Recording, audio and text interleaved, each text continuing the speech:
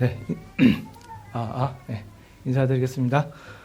임마누엘, 네, 우리 다 같이 한번 할까요? 네, 다 같이 하나, 둘, 셋, 임마누엘. 네, 옛날에 마라나타도 참 어색했었는데 임마누엘도 네.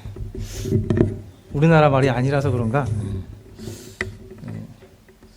좀 어색하죠. 네, 2020년이 왔습니다. 2000년이 왔을 때만 하더라도 와 대단하다.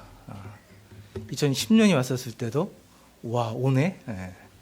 2020년이 와 보니까 저 하나님의 시계는 변함없이 흐르고 있구나 생각이 들고요. 그러다가 어느 순간 진짜 하나님 아니 예수님께서 오시겠다 그런 생각들이 좀 듭니다. 특별히 첫날 하루를 일찍 시작하면서 제정신이 아닌 상태로 보냈던 것 같습니다. 아침을 좀 일찍 시작하면은 좀 제가 좀 몽롱한 끼가 있는데 좀 그런 것 같습니다. 어쨌든 설의 첫날을 더군다나 이렇게 또 말씀을 전할 수 있는 기회를 주셔가지고 말씀에 푹 젖어서 그냥 살았습니다. 오늘 나누고 싶은 말씀은 임마누엘입니다. 임마누엘. 우리 샬롬 수그룹에서 어떤 생각을 가지시고 우리 임마누엘로 하자 하시고 또 성도님들이 여기에 동의하셨는지 정확하게 알 수 없지만 임마누엘로 올 한 해 말씀이 인사 말씀이 정해졌습니다. 너무나 잘 알고 계시는 말씀이죠. 임마누엘. 임마누엘 뜻이 뭐죠? 다 같이 한번 얘기해 볼까요? 하나님이 우리와 함께 계시다 하시다. 그렇습니다. 오늘 이 시간에는 이 임마누엘이란 말이 어떻게 나오게 되는지 좀 살펴보시면서요. 이 임마누엘이 우리에게 어떻게 있어야 되는지, 어떻게 다가와야 되는지 한번 좀 생각해 보면서 한 해를 잘 준비하는 그런 하루가 됐으면 좋겠습니다. 마음속으로 기도해 주시고 들어주시면 좋겠습니다. 임마누엘이라는 말은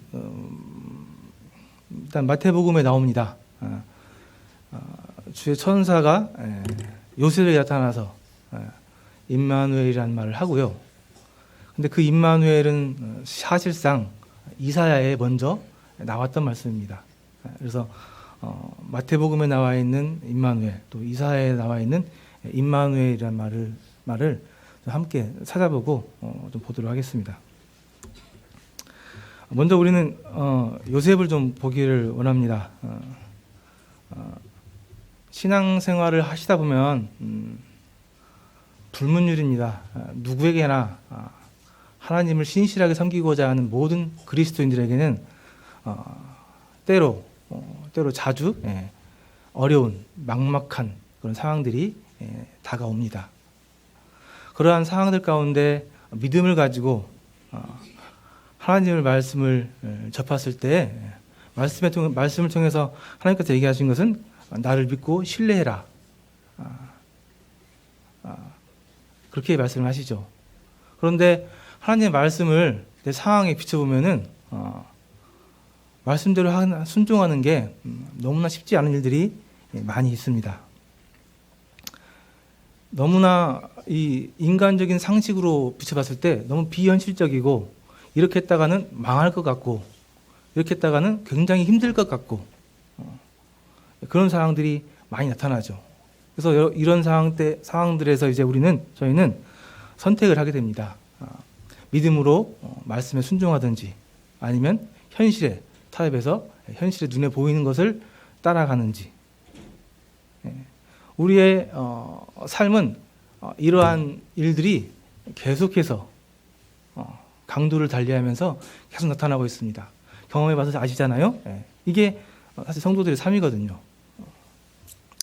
이러한 위급한 상황 때에, 위기 상황 때에 신앙과 믿음과 또 현실, 둘 중에 하나를 선택해야 되는 이런 상황들 가운데 있는 경우가 많이 있는데, 이 요셉 또 이사야에 나오는 아하스 왕의 선택을 좀 보면서 교훈을 얻었으면 좋겠습니다.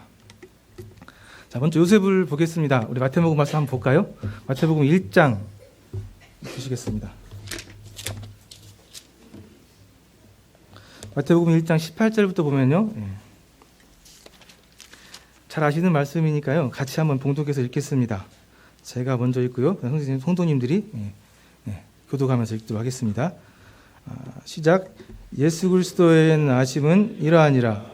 그의 어머니 마리아가 요셉과 양혼하고 동거하기 전에 성령으로 잉태한 것이 나타났더니 그의 남편 요셉은 의로운 사람이라 그를 드러내지 아니하고 가만히 끊고자 하여 이 일을 생각할 때에 주의 사자가 현몽하여 이르되 다윗의 자손 요셉아 내 아내 데려오기를 무서워하지 말라.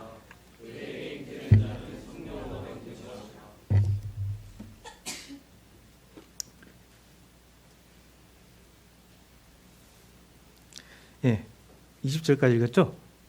예, 끝까지 읽겠습니다. 예. 자, 시작. 아들을 낳으니 이름을 예수라 하라. 이는 그가 자기 백성을 그들의 죄에서 구원할 자이심이라 하니라.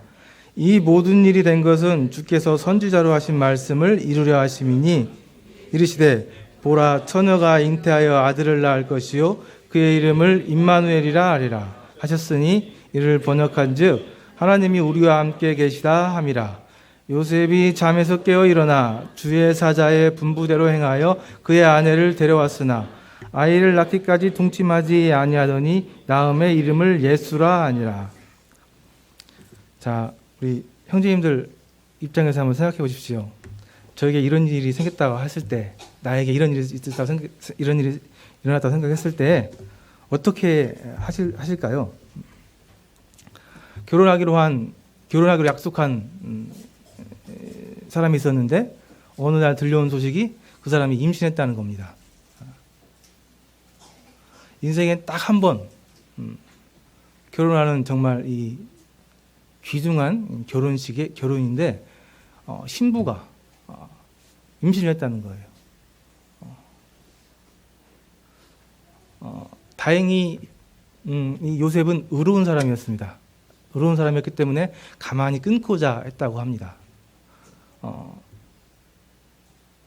그런 경험을 우리가 안 해봤기 때문에 잘 모르시겠지만은 이건 정말 굉장한 배신감이고 분노가 날 수 있는 그런 상황이거든요.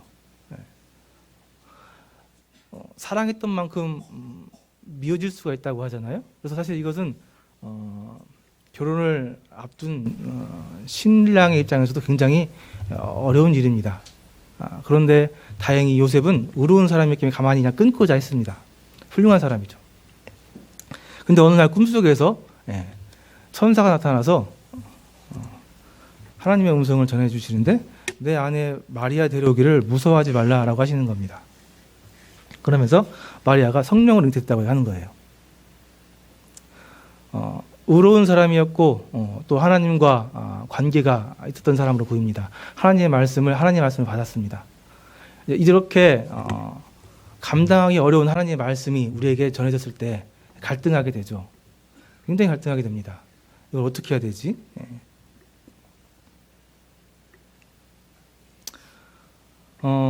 처음에는 부정했을 거예요.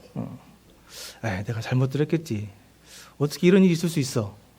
이건 아닐 거야. 뭔가 잘못됐을 거야. 좀 더 생각해 보니까 분노가 세미르는 거죠. 왜 나한테? 내가 무슨 잘못이 있다고? 그런 분노가 생겼을 것 같습니다. 좀 더 지나면 두렵기 시작했을 거예요. 하나님의 말씀이 분명한데 하나님의 말씀에 따라서 순종해야 되는데 내가 이 임신한 마리아와 결혼하게 된다면 앞으로 내 삶이 어떻게 될까?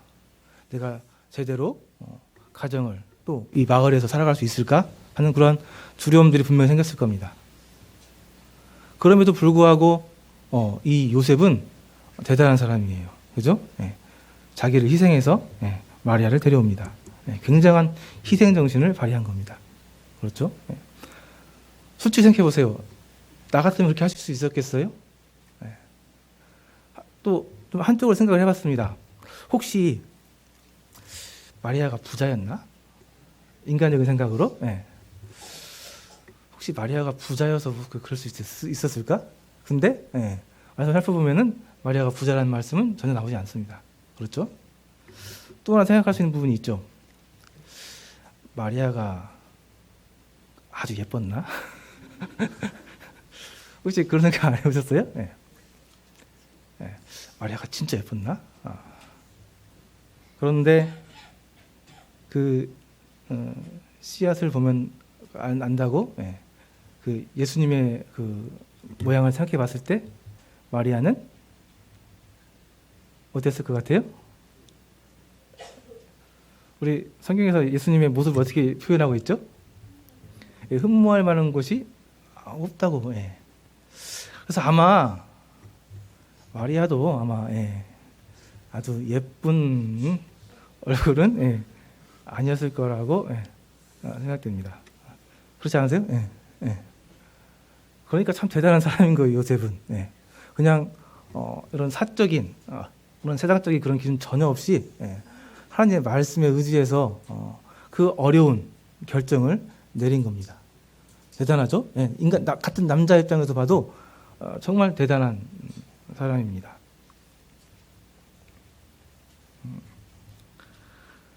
근데 더 놀라운 것은 이 순종의 결과입니다. 요셉이 그렇게 순종을 했는데 요셉에게 닥친 일은 베들레헴으로 호적하기 위해서 여행을 떠나야 했습니다. 만삭이 된 아내를 데리고 그 먼 거리를 여행해야 되는 굉장히 힘든 그런 일들이 닥쳐왔고요. 그것뿐만 아니라 또 무슨 일이 닥쳐왔습니까? 아기를 죽이려고 하는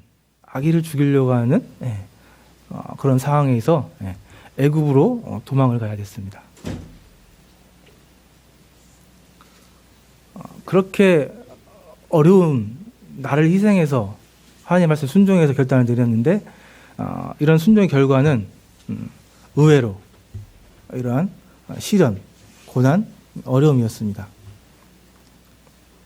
애굽으로 도망가서 살다가 이제 상황이 좋아져서 다시 돌아왔는데 돌아와 보니까 상황이 더 안 좋았죠.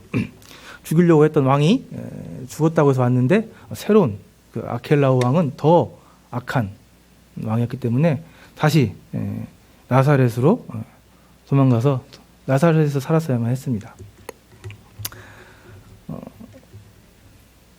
들려오는 또 얘기로는 나사렛에서 예수님께서는 요셉과 함께 목수일을 했다고 하잖아요.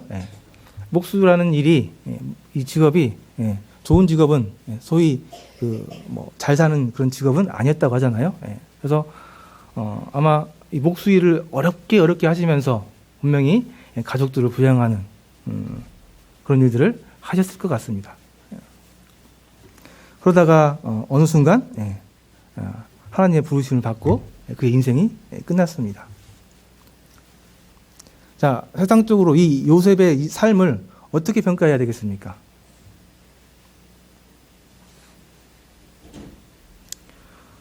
세상적으로 잘 됐다, 부럽다, 그런 게 전혀 나타나지 않아요. 그렇죠? 하나님의 음성에 어렵게 순종해서 말씀을 따라서 살았는데 그 결과가 그렇게 세상적으로 좋아 보이지 않습니다. 그러나 그것은 세상 기준입니다. 세상 기준. 이 요셉은 하나님의 약속을, 언약을 성취하기 위한 좋은 도구로, 하나님의 좋은 사역의 인물로 이렇게 잘 사용받고 그러고 하나님 앞에 돌아갔죠. 어떻게 보면 참 군더더기 없이 참 하나님 뜻 가운데서 순종하면서 참 그리스도인답게 잘 산 그런 인생이라고 생각이 듭니다.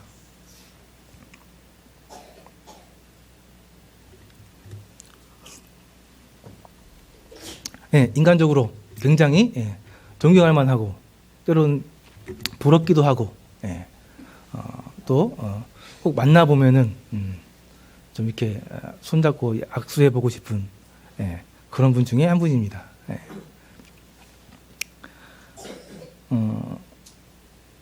이게 이제 요셉의 짧지만 아주 잘 쓰임 받은 그러한 삶의 모습이었습니다. 이런 이제 위급한 상황에서 신앙과 현실 가운데 선택을 해야 되는 상황 가운데 이렇게 신앙을 선택해서 세상적으로는 별 볼 일 없지만 주님 안에서 훌륭하게 사신 분이 있었다 한다면은 반대로 현실에 타협해서 세상을 택한 사람들도 있었습니다. 우리가 이제 이 마라나타가 아니죠? 임마누엘. 자꾸 헷갈리네. 임마누엘. 임마누엘의 말씀을 좀 보기 위해서 하는 거니까요. 아까 말씀드린 것처럼 이 임마누엘이라는 말은 이사야서에 이 아하스 왕 때 사실 처음으로 나온 얘기입니다. 그래서 아하스 왕 얘기를 좀 보도록 하겠습니다.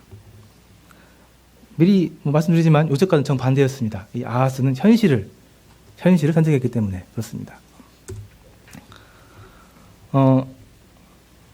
주전 8세기 중반 레반트 이제 지금은 팔레스타인 지역이라고 하죠. 이 지역의 상황입니다. 좀 상황을 좀 배경을 좀 알고 말씀을 보셔야 하기 때문에 좀 설명을 좀 드리겠습니다. 8세기 중반 이때에는 이 아수르라는 나라가 강성했던 때입니다. 이제 전 지역에 거의 이 지역에 패권을 쥐고 이제 강성해져서 이제 서쪽에 있는 페니키아는 해상 무역을 하는 나라였습니다. 그래서 이 페니키아라는 나라를 이렇게 점령하게 되면은 해상 무역을 할 수 있는 물질적으로 굉장한 부를 축적할 수 있는 그런 이점이 있습니다. 그래서 이제 서쪽의 페니키아 쪽을 거쳐서 남하에서 그 당시에 이 아수르와 쌍벽을 이루던 애굽까지 내려가서 애굽을 칠 이제 그러한 목적을 가지고 이 아수르는 남하 정책을 펼치고 있었습니다. 이때 이제 이 다메섹 아람의 수도인데요. 이 다메섹 아람이란 나라와 그 당시에 이제 이스라엘이 남유다와 북이스라엘로 나눠져 있었는데 북이스라엘이 동맹을 맺습니다. 우리가 우리 지역들이 이제 이 지역에 있는 모든 나라들이 동맹을 맺어서 이 아수르를 막아보자, 견제해보자 하고 이제 동맹을 맺었어요. 근데 이 남유다의 이 아하스 왕은 이 북이스라엘과 아람의 나라의 동맹에 합류하지 않고 역으로 아수르와 동맹을 맺고 아수르 쪽에 붙습니다. 나름 판단하기를 대세는 아수르다. 이 북이스라엘과 이 아람의 연합보다는 아수르 쪽에 붙는 것이 더 좋을 것이다. 그런 판단을 가지고 아수르 쪽에 붙었던 것 같습니다. 근데 그러다 보니까 뭐 지리상으로 그렇죠. 아수르는 멀고 바로 위에는 이 북이스라엘과 다메섹 이 아람 나라가 있기 때문에 이 아람과 북이스라엘이 먼저 동맹을 뭉쳐서 먼저 남유다를 치기 시작합니다. 남유다를 먼저 친 다음에 이제 견제를 하기 위해서 아수르를 견제하기 위해서요. 그래서 아하스 왕 요담 왕 때 1차 침입을 갔습니다. 북이스라엘과 아람 나라의 연합군에. 그래서 약 12만 명의 군인이 죽고 20만 명이 포로로 끌려가는 큰 피해를 입게 돼요. 그 와중에 아람 요담 왕은 전사하게 되고 요담 왕을 이어서 아하스 왕이 왕위에 오른 겁니다. 그런 상황이었어요. 이런 상황에 지금 이제 우리 오늘 본문 말씀 이사야서 7장 말씀을 보도록 하겠습니다.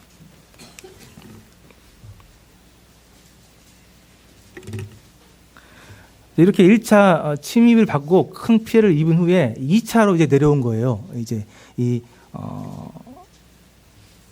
아람과 북이스라엘 연합해서 이 남유다를 치기 위해서 내려온 겁니다. 이 상황에 이런 배경에서 7장이 시작되는 거거든요. 우리 7장 1절에서 14절까지 우리 형제님들, 자매님들 교독하도록 하겠습니다. 자, 그럼 형제님부터 시작하겠습니다. 시작.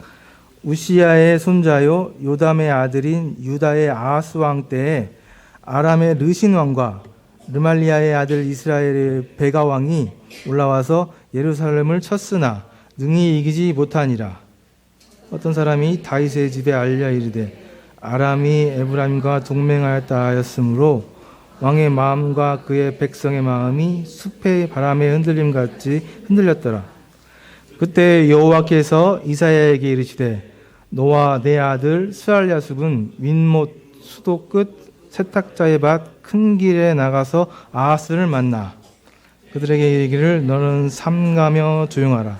르신과 아람과 르말라의 아들이 심히 노할지라도 이들은 연기나는 두 부직갱이 그루터기에 불과하니 두려워하지 말며 낙심하지 말라. 아람과 에브라임과 르말리아의 아들이 악한 꾀로 너를 대적하여 이르기를 우리가 올라가 유다를 쳐서 그것을 쓰러뜨리고 우리를 위하여 그것을 무너뜨리고 다브엘의 아들을 그 중에 세워 왕으로 삼자 하였으나 주 여호와의 말씀이 그 일은 서지 못하며 이루어지지 못하리라. 대저 아람의 머리는 다맥색이요 다맥색의 머리는 르신이며 65년 내에 에브라임이 패망하여 다시는 나라를 이루지 못할 것이며 에브라임의 머리는 사마리아요 사마리아의 머리는 르말리아의 아들이니라. 만일 너희가 굳게 믿지 아니하면 너희는 굳게 서지 못하리라 하시니라. 여호와께서 또 아하스에게 말씀하여 이르시되 너는 내 하나님 여호와께 한 징조를 구하되 깊은 데에든지 높은 데에든지 구하라 하시니 아하스가 이르되 나는 구하지 아니하겠나이다. 나는 여호와를 시험하지 아니하겠나이다 한지라. 이사야가 이르되 다윗의 집이여 원하건대 들을지어다. 너희가 사람을 괴롭히고서 그것을 작은 일로 여겨 또 나의 하나님을 괴롭히려 하느냐. 그러므로 주께서 친히 징조를 너희에게 주실 것이라. 보라 처녀가 잉태하여 아들을 낳을 것이요 그의 이름을 임마누엘이라 하리라. 네. 여기도 뭐 생소한 지명, 나라 또 왕 이름들이 나와서 좀 생소하실 수 있는데요. 좀 표를 보시면 좀 이해하기 쉬울 것 같아요. 지금 아하스 왕 때 얘기입니다. 아하스 왕의 아버지는 요담이었고 요담의 아버지는 우시야 왕. 그러니까 이제 우시야 왕의 손자가 아하스고요. 아하스의 아들이 히스기야 왕입니다. 이 당시 때 이제 선지자로는 이사야 선지자가 활동하고 있었고요. 북이스라엘은 베가 부가이아를 암살하고 왕이 오른 베가가 왕에 있었고요. 아람의 르신 왕이 있었습니다. 시리아 지역이죠. 그리고 이제 아수르 강대국이 아수르는 디글라빌레스 3세가 이제 이렇게 밑에 쪽으로 쳐들어오고 내려오고 있는 상황이었던 거예요. 아하스는 유명한 왕입니다. 어떻게 유명하죠? 네, 이스라엘 역대 왕 중에 가장 악한 왕 중에 한 명입니다. 이 아하스의 왕 손자 므낫세와 더불어서 굉장히 악한 왕 중에 하나입니다. 악한 왕의 대명사라고 할 수 있어요. 이 아하스의 뭐 악행은 아까 말씀하신 것처럼 몰렉을 섬기면서 자기 아들을 제물로 불러 태워 죽이는 이런 끔찍한 일을 할 정도로 아주 악한 왕이었습니다. 근데 사실 그의 선친이었던 요담이나 우시야 왕은 그렇게 나쁜 왕은 아니었거든요. 또 그의 아들인 히스기야 왕은 그럭저럭 괜찮은 왕이었습니다. 뭐 좋은 왕에 들어가요. 그런데 또 히스기야의 아들은 므낫세는 엄청 악한 왕이고 참 아이러니하죠. 그래서 참 부모의 영향이 참 자식들에게 못 미치는 이런 모습들을 볼 때 참 안타깝기도 하고 좀 어렵기도 한 부분들이 있습니다. 어쨌든 그런 악한 왕이었어요. 이런 악한 왕을 이제 하나님께서 심판하시기 위해서 아까 말씀드린 것처럼 이 아람의 르신 왕과 이스라엘의 베가 왕이 연합해서 이제 이 유다를 치기 위해서 내려옵니다. 이렇게 된 상황이 되다 보니까 이 아하스 왕은 요담 왕 때 그 1차 침입을 받았던 기억이 있던 사람이기 때문에 이들이 내려온다는 소식을 더 접하게 되고, 말씀해 보니까 뭐라고 나왔냐면은 왕의 마음과 그의 백성의 마음이 숲이 바람에 흔들림 같이 흔들렸더라 라고 나와 있습니다. 그러니까 뭐 사시나무 떨듯이 굉장히 두려워했다, 이제 그러한 말씀이죠. 굉장히 두려워하고 있었습니다.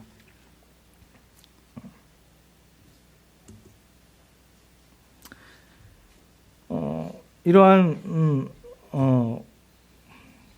아하스 왕에게 하나님께서 이사야 선지자를 보내주십니다. 3절에 보니까 그때 여호와께서 이사야에게 이르되 너와 내 아들 스알랴습은 윈못 수도끝 세탁자의 밭 큰 길에 나가서 아하스를 만나. 여기만 나와 있는 윈못 수도끝 세탁자의 밭 큰 길, 여기는 이제 못인데 기온샘을 얘기합니다. 뭐 이스라엘 예루살렘 안에는 기온샘 하나밖에 없으니까요. 전쟁을 앞두고 아마 전쟁에서 가장 중요한 물자 중에 하나인 물을 좀 확인하기 위해서 있었던 것으로 보이고요. 여기서 아하스를 만나라. 이사야 선지자에게 하나님께 말씀하십니다. 그리고 이사야 선지자가 이 아하스 왕을 만나서 그에게 이르기를 너는 삼가하며 조용하라. 르신과 아람과 르말레아의 아들이 심히 노할지라도 이들은 연기나는 두 부직갱이 그루터기에 불과하니 두려워하지 말며 낙심하지 말라 라고 말씀하십니다. 여기 삼가하며 조용하라 라는 말씀이 있는데요. 히브리어로 히샤메르 웨스케트, 웨스케트.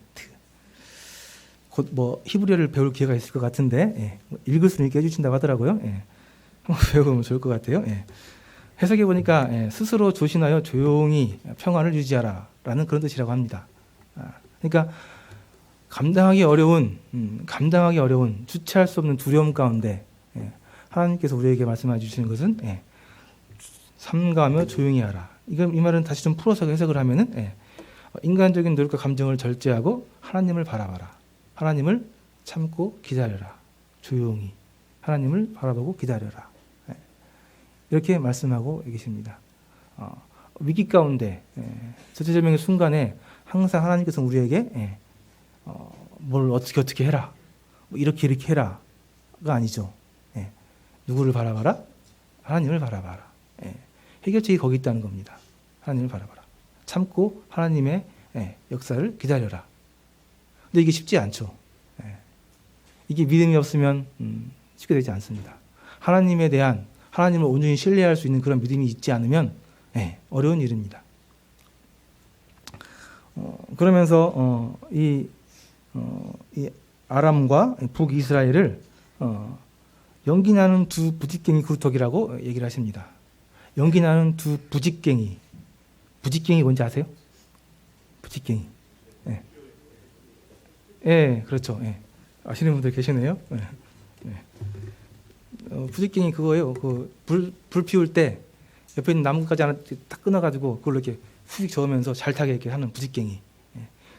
근데 이 부직갱이가 좀 하다 보면은 이게 그 불 붙죠. 끝에 불 붙어가 연기가 쭉 나기 시작하잖아요.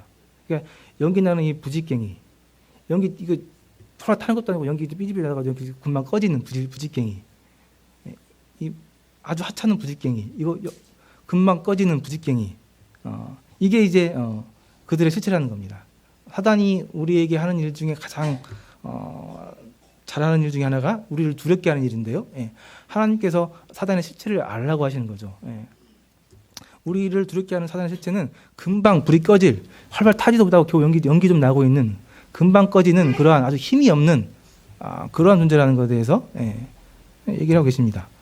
그러니까 우리가 몰라서 그렇지 우리를 굉장히 정말 두렵게 하는 이 사단의 실체는 실상은 아무 힘이 없는, 우리를 어떻게 할 수 없는 그런 연기나는 부직갱이에 불과하다고 이렇게 얘기를 하고 있습니다.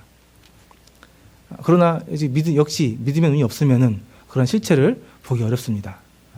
그렇죠? 그래서 우리는 참 믿음이 없는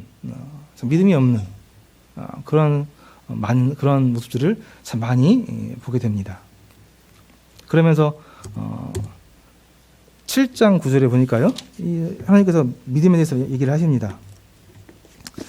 만일 너희가 굳게 믿지 아니하면 너희는 굳게 서지 못하리라.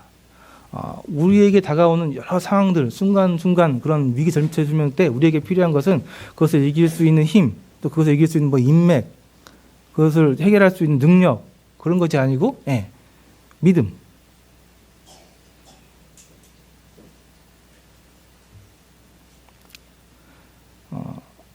하나님을 신뢰할 수 있는, 그 일을 허락하고 그 일을 통제하고 계시는 하나님을 신뢰할 수 있는 믿음이 필요하다고 말씀하십니다.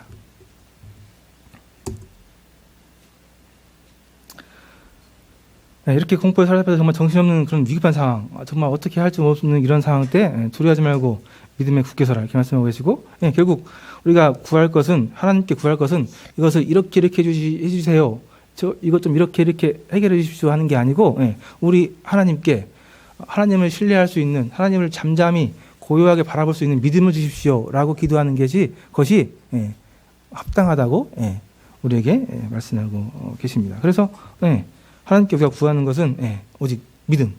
그래서 정말 말씀이 그렇습니다. 오직 의인은 믿음으로 산다. 오직 믿음. 그런데 이러한 믿음들은 사실은 일상적인 생활에서 우리에게 나타나지 않고 이런 비현실적인 절체절명의 순간에 그런 믿음이 발현된다. 그렇기 때문에 하나님께서는 우리를 때때로 그런 상황으로 많이 몰고 가신다. 것을 볼 수 있습니다. 그러나 어쨌든 지금 이 상황에서 이 아하스 왕은 믿음이 없었습니다. 믿음이 없었어요. 그래서 하나님께서 그에게 배려를 하십니다. 7장 10절에 보니까 너는 내 하나님 여호와께 한 징조를 구해라. 네가 나를 못 믿는 것 같은데 내가 믿을 수 있게 해줄게. 무엇이든지 징조 하나 구해봐. 어떠한 징조든 네가 나한테 구하면 내가 보여줄게. 징조를 구하라고 얘기를 하세요. 10절에요. 너는 내 하나님 여호와께 한 징조를 구하되 깊은 데 있든지 높은 데 있든지 구하라 하시니. 이게 하나님께서 믿음이 없는 우리들에게 주시는 배려죠. 그래서 참 안타깝습니다. 가끔 믿음이 좀 없어서 힘들어하는 지체들을 찾아가서 하나님께 구해라, 하나님께 나와라, 함께하자, 이렇게 참 구하지만은 또 이렇게 권하지만은 그들이 참 때로 그러한 하나님의 초대에 또 우리의 내미는 손을 응하지 않고 잡지 않는 모습들을 보게 될 때 참 어려운 것들을 많이 보게 됩니다.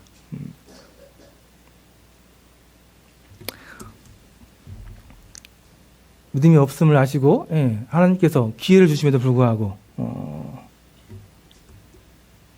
그러면서 우리에게 필요한 것은 최소한의 믿음, 하나님께서 내민 손을 잡을 수 있는 최소한의 믿음이 필요한데 참 그러지 못한 그런 모습들을 많이 볼 때 참 안타까움이 있죠. 여기서 마찬가지입니다. 7장 12절에 보니까 아하스의 대답은 여호와를 시험하지 아니하겠나이다 라는 대답이었습니다. 12절에 보니까요, 아하스가 이르되 나는 구하지 아니하겠나이다. 안 구하겠다는 거죠. 나는 여호와를 시험하지 아니하겠나이다 라는 대답을 합니다. 어떻게 생각하세요? 이 대답에 대해서? 여호와를 시험하지 않겠대요. 나는 구하지 않겠습니다. 내가 어떻게 감히 여호와를 시험합니까? 여호와를 시험하지 않겠습니다. 라고 얘기했습니다. 어떻게 생각하세요? 이 대답에 대해서? 말씀을 빗댄 불신앙입니다. 여호와를 시험하지 않겠다는 하나님 말씀을 통해서 자기 불신앙을 드러내는 것 뿐입니다. 우리는 때때로 이러한 참 불경스러운 모습들을 저지르고 또 보게 되는 것을 경험하죠. 뭔가 신령한 것들 또 영적인 것들을 구하게 될 때, 권했을 때 들려오는 대답들, 참 안타까운 대답들이 있습니다. 평안이 없다. 기도해 보겠다. 부담이 된다. 아직 때가 아닌 것 같다. 이 아하스의 대답과 일맥상통하는 대답입니다. 굉장히 뭔가 있어 보이고 신령한 것처럼 뭔가 좀 정당성을 내보이는 그런 대답인 것 같지만 실상은 미안하지만 불신앙입니다. 하나님께서 이러한 사람들을 경건의 능력은 없고 모양만 있는 불신앙이라고 얘기하십니다. 13절에 보니까 이러한 대답들은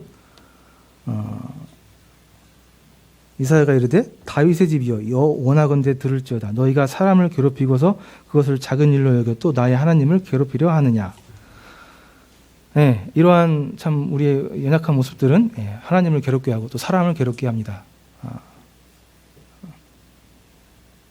참 안타까운 상황이죠. 정말 제가 생각해도 이 악한 왕, 내세울 것 없는 이 악한 왕에게 하나님께서 기회를 주셨는데 정말 악한 왕임에도 불구하고 선지자를 보내서 기회를 주셨는데 그 기회마저 이렇게 참 불경건한 모습으로 불성실한 참 이런 모습으로 이렇게 거절하는 모습을 보면서 참 어떻게 한쪽에서는 어떻게 그럴 수 있냐, 뒤쪽에서는 분노가 오르는 것 같기도 하죠. 사실 이게 우리들의 모습이죠. 저희들의 모습입니다.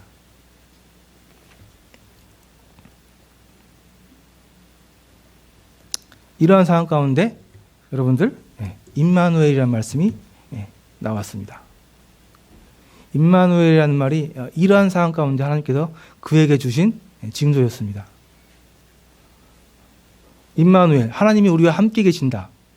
이 훌륭한 말이, 이 아름다운 말이 이런 상황에서 나온 말이에요.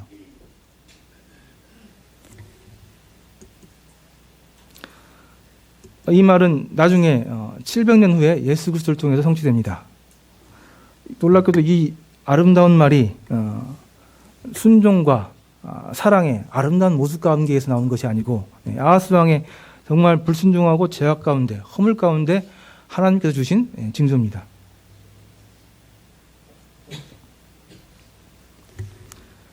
예수님께서 마리아를 통해서 태어나셨죠. 마리아라는 말이 헬라어인데요.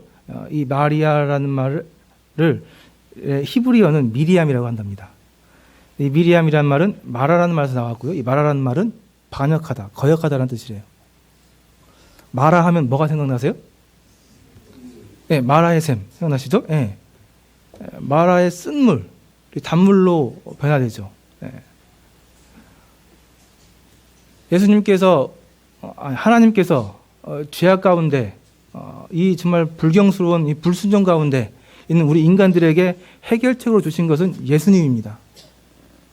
임마누엘.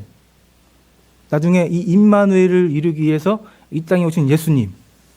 예수님께서 징조로 주신 그분은 임마누엘의 하나님 예수님입니다. 이러한 패역한 인생에게 필요한 것은 해결책이 아니고 아람과 북이스라엘 이길 수 있는 군대가 아니고 예수님이라는 겁니다. 예수님. 그 마라의 쓴 물이 나뭇가지를 던졌을 때 다시 단물로 변한 것처럼 우리 인생, 이런 폐역한 인생 가운데 예수님이 오셔야만이 우리의 인생이 단물로 하나님 앞에 순종할 수 있는 인간들로 바뀔 수 있는 것을 얘기하고 계십니다. 왜 사람들에게 예수 그리스도가 필요한지, 왜 예수 그리스도만이 해결책인지 생각해 보세요. 그 아람 왕에게 하나님께서 긍휼을 베푸셔서 큰 힘을 주셔가지고 그 침입한 침입자들을 이길 수 있는 힘을 줬다고 생각해 보세요. 그럼 그걸로 끝입니다. 그렇죠? 그 인생은 전혀 변하지 않아요. 하나님과 아무 관계가 없어요. 그 후에 그 아하스 왕이 하나님을 경외하고 신뢰하고 섬길 수 있었겠어요? 당장 그 위기는 넘겼다 하지만은 그 인생이 하나님 앞에서 성공한 인생, 다시 돌아온 바른 인생이 될 수 있었겠습니까?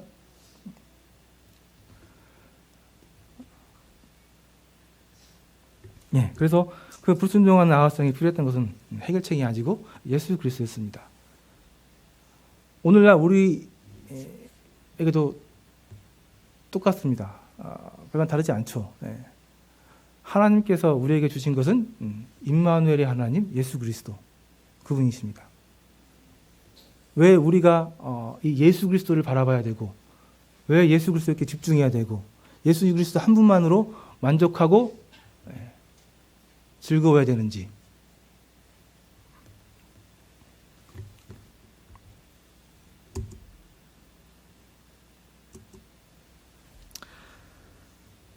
믿음이 없는 사람들에게 이 상황의 두려움에 빠져서 믿음이 없는 사람들에게 하나님께서 하시는 말씀, 하나님께서 주신 징조 임마누엘, 내가 너희와 함께 있다. 내가 너희와 함께 있다. 이 말은 나는 너희와 함께 하기 위해 아들을 보냈다. 하나님께서 우리에게 주신 대답은 내가 너를 사랑하기 때문에 너를 위해서 내 아들을 보내줄 거다. 사실 이것만큼 확실한 하나님을 우리가 신뢰할 수 있는, 믿을 수 있는 이것만큼 확실한 증거가 있습니까? 있을까요? 하나님이란 분이 계신데 그분이 나를 위해서 당신의 하나밖에 없는 아들을 내어주셨다. 그런 분이다. 그것 외에 더 하나님을 신뢰할 수 있는, 하나님을 믿을 수 있을 만한 그러한 증거가 있겠습니까?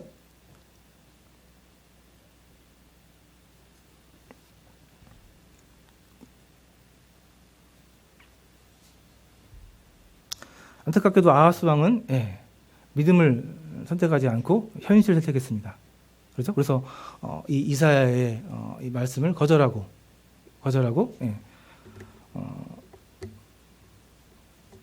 아시리아 나라의 제단에 있는 제물들을 갖다 바침으로써 이 위기를 넘깁니다. 그러나 그 순간 위기를 넘어갔다고 해서 그 위기가 그에게 좋은 쪽으로 좋게 나타났을까요? 아니죠. 나중에 그 아시리아는 아람과 북이스라엘을 멸망시킵니다.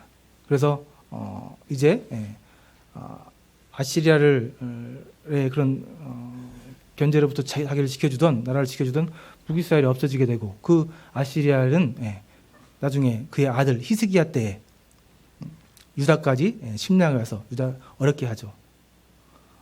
이 당장 그 위기를 넘어가고자 하는 눈에 보이는 현실적인 그 대안을 선택했을 때 그 대안은 하나님을 선택하지 않고 현실 따라 선택한 이 대안은 당장 그 위기는 넘길 수 있는 것처럼 보이지만 결국 다시 더 큰 어려움으로 다가와서 많은 백성들뿐만 아니라 자신의 자녀들까지도 어렵게 하는 더 큰 이러한 어려움을 주는 모습들을 볼 수 있습니다. 그래서 우리는 이런 상황들을 보면서도 우리에게 필요한 것은 예수 그리스도, 우리와 함께 하시는 임마누엘의 하나님, 그분이 우리에게 정말 필요한 하나님인 것을 알 수 있죠. 그렇습니다. 그래서 결론은 그렇습니다. 우리에게 필요한 것은 예수 그리스도, 임마누엘의 하나님. 우리가 이 어려움들 가운데 또 이 불순종 가운데 죄악 가운데 있을 때 하나님께서 우리에게 주신 은혜의 말씀, 임마누엘의 하나님, 예수 그리스도, 우리가 이것을 생각해야 될 것 같습니다. 물론 우리가 좋을 때도, 우리가 항상 상태가 좋을 때도 임마누엘 하나님 생각할 수 있지만은 우리가 어렵거나 또 죄악 가운데 빠져 있거나 또 불신앙 가운데 있을 때 그때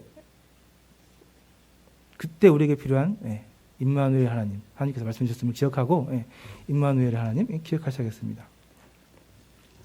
그런데 이제 참 이렇게 말씀드리면 미안하게도 내가 그렇게 왜 하나님을 선택하고 하나님 말씀에 따라서 순종했는데 하나님께서는 왜 나에게 계속 이렇게 괴롭게, 어렵게, 힘들게 하십니까? 라고 질문할 수 있죠. 많이 합니다. 많이 이해하지 못하고요. 아까 요셉의 삶과 마찬가지예요. 분명히 말씀에 따라서 순종하는 믿음을 따르는 선택을 했지만은 그 선택의 결과는 계속해서 일어나는 시련, 환난, 어려움. 왜 이런 일들을 허락하십니까? 이렇게 대답할 수 있죠. 그것은 이제 우리가 우리 안에 함께 하시는 임마누엘 하나님, 성령님이 어떤 일을 하시는지 오해하시기 때문에 그럴 수 있습니다. 우리 가운데 함께 하시는 임마누엘 하나님, 성령님께서는 열심히 일하십니다. 임마누엘이 하나님께서 우리에게 하시는 일은 우리를 하늘나라의 백성에 맞는 사람으로 성숙시켜 가십니다. 이게 열심히 우리 안에서 하나님께서 하시는 일입니다. 우리를 이 땅에서 잘 먹고 잘 살고 남부럽지 않게 살게 하기 위해서 일하시는 게 아니고 우리를 하늘나라에 맞는 백성으로 성숙시켜 나가기 위해서 오로지 그 목적을 가지고 그 목적 하나만 가지고 열심히 일하시는 것이 성령님께서 하시는 일입니다. 그래서 이 땅에서 삶은 죄송하지만 과정일 뿐 결과는 하늘나라에서 나타납니다. 이 땅에서 삶의 결과라고 생각하시고 이 땅에서 삶을 위해서 살아간다면은 계속해서 하나님과 마찰을 구원받은 그리스도인이 한다면 하나님과 계속해서 하나님과의 그런 어려움들이 있을 거예요. 하나님 이 땅의 삶에 하나님은 성도들의 이 땅에서 삶에 대해서 별로 관심이 없습니다. 하나님께서 관심 있는 것은 이 땅에서 삶을 사는 우리 그리스도인 당신의 자녀들이 이제 영원한 그 나라에 갔을 때 그 나라의 백성에 합당한 맞는 그러한 사람으로 변화시켜 하기 위해서 성숙시키기 위해서 일하고 계시고 그 일에만 관심이 있습니다. 그래서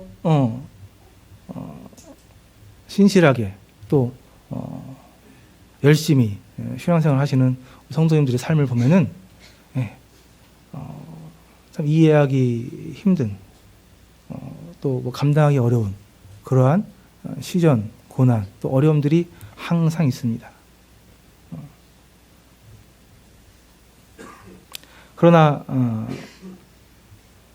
이러한 시련 가운데에서도 그 어려운 가운데서도 믿음으로 묵묵하게 하나님을 섬기고 성도를 사랑하는 성도님들을 보면은 마음에 감동이 있고 어디선가 모르게 그리스도의 향기가 나는 것 같습니다. 얼마 전에 우리 모임에 방문하셨던 최동원 형제님을 보고 그걸 느꼈습니다. 이 말씀을 들어보니까 약 17년 됐다고 하시더라고요. 가신지. 그때 이제 결혼하시고 얼마 안 된 것 같았는데 가셨어요, 목포로. 그 이후에 이제 열심히 모임에서 섬기고 있다는 얘기는 들었지만은 어떻게 사시는지 잘 몰랐죠. 근데 간증을 들어보니까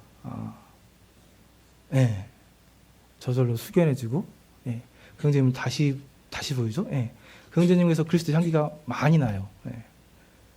왠지 기분이 좋고 존경스럽고 그럽니다. 그렇지 않아요? 낙지 가게를 운영하는데 주말에 운영을 안 한다. 이게 가능한 일입니까? 말도 안 되는 이 비합리적인 낙지 가게를 하는데 주말에 문을 안 열어? 이런 말도 안 되는 가게가 어디 있어요? 그죠? 그런데 이런 가게를 통해서 사람들이 하나님을 믿는 사람이 가게 운영하면 이렇게 되는구나. 한번 만나보고 싶다. 그리고 그 가게가 어렵지 않았어요. 망하지 않았잖아요. 얼마나 수많은 가게들이 망해가고 있는데 주말에 쉬는 이 낚시 백화점? 이게 망하지 않고 17년을 하나님 은혜 가운데 버티고 있다는, 이렇게 운영되고 있다는 이런 모습을 봤을 때 하나님께서 이 믿음을 선택하시는 성도님들에게 합당한 또 기적적인 그런 일들을 허락하시는 것을 보게 됩니다. 참 이런 말씀을 들을 때마다 참 많이 무겁습니다. 사실이 그런데 참 어렵습니다. 올 한 해가 이제 새롭게 시작이 됐는데 임마누엘의 우리 하나님께서는 계속해서 우리를 그렇게 연단시켜 나갈 것이고 그렇게 이끌어 가실 것이고 그렇게 인도하실 겁니다. 올 한 해도 분명히 녹록지 않은 쉽지 않은 그런 삶이 되리라고 보여집니다. 그러나 성도님들, 하나님을 신뢰하십시오. 하나님은 우리를 사랑하시고 우리를 위해서 하나밖에 없는 아들을 내어주신 분입니다. 그런 사람이 어디 있어요? 자기 자신의 하나밖에 없는 아들을 내어주는 것, 내어주기까지 우리를 위하는 그런 분이 어디 있습니까? 우리가 그런 분을 신뢰하지 못한다면 누구를 신뢰할 수 있겠습니까? 다만 목적지가 다를 뿐이에요. 이 땅이 우리 목적지가 아닙니다. 성도님들, 그러한 하나님을 향한 믿음, 신뢰를 이러한 삶을 통해서 또 이러한 시련들 통해서 경험하시고 배우시고 더 성숙하게 세워져 나가셔서 하나님 앞에 충성되고 훌륭한 그런 자녀들로 올 한 해를 보냈으면 좋겠습니다. 네, 그럼 이상으로 말씀하시도록 하겠습니다.